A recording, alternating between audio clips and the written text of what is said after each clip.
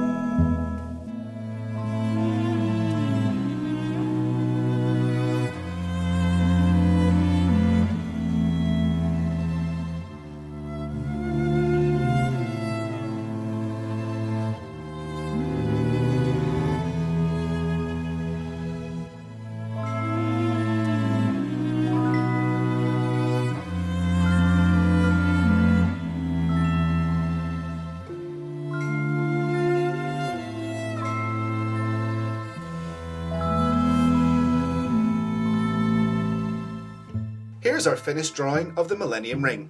We have links to see how to draw the Seal of Orichalcos and the Millennium Puzzle in the description, but suggest other Yu-Gi-Oh! Drawings in the comments. We'll see you next time.